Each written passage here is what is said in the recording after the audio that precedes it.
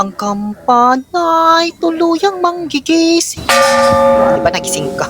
Ang lakas pala ng tunog, di ko napaghandaan. So, bago ako makapunta dyan, sa pangalawang araw ng aking pamamasyal dito sa Bangkok, Thailand, around 9:30 ng umaga, umalis kami sa hotel para sumakay dito. Gusto lang din kasi naming ma-experience ba. Di ko alam kung anong tawag dito. Di ko naman na-research. Di man kasi ito documentary. Kung alam nyo, i-comment nyo na lang. Kung para sa atin, parang ito po yung tricycle nila. Kasi tatlo din yung gulong. Isa sa harap, dalawa sa likod. Papunta kami ngayon sa isang tourist spot na tinatawag na The Golden Mount. Nasa 1.5 kilometers yung layo mula sa aming hotel. Pwedeng lakarin kaso medyo takot pa kaming maligaw. Pero at least na-experience naming sumakay dito, 'di ba? Na-curious din kasi ako, lagi namin nakikita na dumadaan sa kalsada. Malamang alangan sa airport, 'di ba? 100 baht yung singil sa amin na pamasahe. 200 nga sana yan tinawaran ko lang kasi malapit lang naman. Dito, matuto kayong tumawad kasi kapag alam nilang foreigner din, tataas-taasan din nila yung singil. Enjoy naman ang sumakay dito kasi kitang-kita mo yung mga tanawin. Komportable din siya at mabilis pa. Kasing bilis nung pagmamahalan nila Jasmine at Arthur sa Lavender Fields. Charot. Kasing bilis din siya ng jeep. Ang lapit lang pala talaga nitong Golden Mount. Sa hotel namin, mayat maya andito na kami agad. Di pa nga ako masyadong nag-enjoy sa pagsakay. Kapong Cap, bawi ka na sa 100 ha. Lapit lang parang downtown lang ba. Ayan na yung Golden Mount. So, pasok na kami Medyo nag-aalangan lang ako kasi parang walang katao-tao man. Tourist spot tapos kami lang yung tao. Hanggang sa may nakasalubong kaming isang Thai. Siya naman nag-approach, tinanong niya kung foreigner ba kami o Thai. Sabi ko, foreigner. And we are from Czechoslovakia, the capital city of Bangladesh. Sabi niya, doon daw banda yung bilihan ng ticket, diretsuhin lang daw. Salamat po sir, US man niya sa pag-guide sa amin. Sa pagkakaalam ko kasi, kapag mga Thai, libre lang dito mamasyal. Kaya nila tinatanong kung Thai ka ba? Gusto mo, patay, charot. Di pa kami nakakarating doon sa bilihan ng ticket, ang dami na naman naming nakita na mga pwedeng pagpapitsura. Pero saka na yan, mas marami pa sigurong mas magaganda pa doon sa loob. Andito na kami sa may bilihan ng tickets sa. May mga ATM na rin dito sakaling maubusan ka ng cash. 100 baht per head ang entrance fee. Nasa 160 pesos. Tapos may libre ka pang tubig. Ngayon, pasok na tayo. Ang Golden Mount ay isang hill or maliit na bundok na ginawa nila ng hagdan na mayroong 344 steps. Nasa sayo na yon kung bibilangin mo ba talaga para lang maniwala ka. Sa akin kasi wala man akong pakialam. Ang importante nag-enjoy ako. Abalahin ko pa sarili ko dyan. At habang inaakyat mo yan, may mga madadaanan ka ng iba't ibang mga tanawin. Kung ano man yung mga yan, pasukin na lang natin ang makita ninyo. Sa pinakatuktok naman ng burol na ito, ay may nakatayong temple na tinatawag na Saket or Wat Saket. Mangangkayan Saket. Ganon. Pero mamaya na yun kasi kakaakyat pa lang namin, nasa umpisa pa lang kami. Na-amaze ako agad dito sa mga kampana na nadaanan namin. Nagulat nga ako nung binanting ko siya kasi yung bakal niya pala sa ilalim, naka-crossover. Akala ko isang piraso lang. Ganyan pala yung setup ng bakal sa loob, diba? Ang lakas tuloy ng pagkakahampas ba?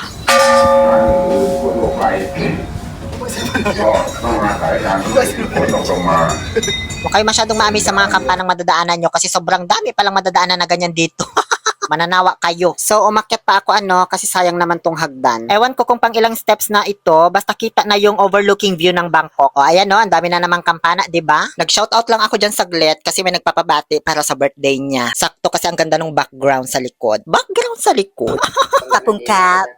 Pagdating namin sa tuktok, may nakita kaming kwarto, kaya pumasok kami. Makikita mo naman dito ay mga iba't ibang itsura ng Buddha. Pwede magpicture, magdasal at magbigay ng donation kung gusto mo. May bintana rin dito kung saan kitang-kita mo yung overlooking view ng Bangkok. Pareho lang din dun sa nakita ko sa labas kanina. Mainit lang doon kaya di ako nakapag-video masyado. Nakakatuwa kasi hindi common yung makikita mong overlooking view ng mga gusali, ganyan. Dito, puro temple talaga. Kaya ang sarap pagmasdan kasi bagong-bago sa paningin ko. Hindi gaya doon sa Icon Siam, di ba? Overlooking view ng city yung nakita namin. Pero dito, overlooking view ng mga temple as in. Tapos may nabasa akong pagoda. Ano ba to? Parang pagod ka na daw ba? Ganun.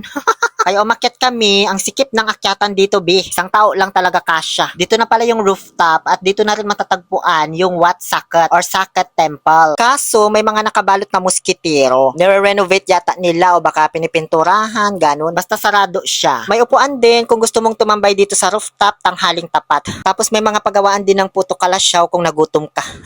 May overlooking view ulit, syempre. Mas maganda yung view, kaso mainit, kaya bumaba na lang kami. Pagbaba namin, may mga naabutan akong Buddhist na nagdadasal. Kaya sabi ko, magdasal nga din ako para naman mahimasmasan yung kaluluwa ko ba. Ang nagustuhan ko dito, guys, provided na nila yung mga bulaklak, tapos yung parang kandila na i-offer mo kapag nagdasal ka. Hindi mo na kailangang bilhin pa. May mga donation box lang na nasa sayo na yon kung magbibigay ka o hindi. Pagkatapos kong magdasal, ewan ko ba, ba't biglang lumakas yung loob ko na kausapin itong isang monghe para magpa-picture sa kanya. May social anxiety kasi ako, kaya nahihiya ako makipag-usap or makisuyo sa mga hindi ko kakilala, ganun. Pumayag naman siya agad. Gusto ko pa nga sanang arborin yung damit niya kaso baka bawal na. Dahil dyan, nagbigay na lang akong donation, pasasalamat ko ba sa kanila. Ngayon, bumaba na kami. Sa pagbaba dito sa Golden Mount, ibang mga tanawin din yung mga dadaanan. Kaya, ma-enjoy mo pa rin talaga. Sulit na yung 100 na bayad dito, promise. Recommended ko siya, lalo na sa mga katulad kong introvert, na mga TikToker, mga vlogger, ganyan, kasi hindi siya masyadong crowded, kaya hindi po kayo mahihiyang mag-shoot ng mga video dito. Tsaka magsalita ng magsalita. Nakatatlong shoot pa nga ako dyan nung greetings ko doon sa my birthday, na nagpapa-shoutout sa akin. Sawadee ka. Happy birthday, Job de Dios. Nagtataka lang ako ba't hindi siya ganun katao, maganda naman. Siguro dahil sa nire-renovate yung temple sa rooftop o sadyang underrated lang talaga ang pasyalan na ito. Ay, may nagsusulo dito pwede pong jumoin.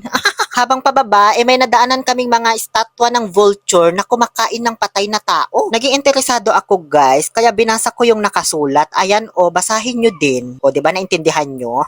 Thai language man kasi yan, B. Ito yung sa English, may translation naman. Screenshot nyo na lang tsaka basahin nyo kasi napaka-interesting ng story, guys. As in. Ayoko i-voice over yung kwento. Kwento ko na lang sa inyo sa personal kapag nagkita tayo, ha? Pagbaba namin, akala ko tapos na. Hindi pa pala. May nakita pa kaming malaking Buddha. Tapos paglabas namin, meron ka pa palang papasukan na isang kuweba na may malaking Buddha din siya sa loob. Ang ganda. May mga nagdadasal din dyan. Medyo putol nga lang, hindi kita ng buo masyado sa video kasi ang laki talaga, B. Hindi magkasya sa screen ng phone ko.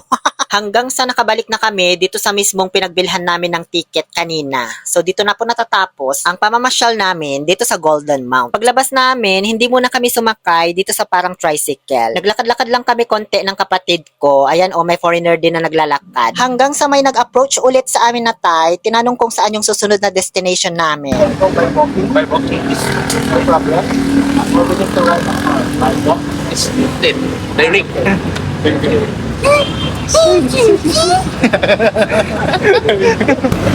Sabi niya,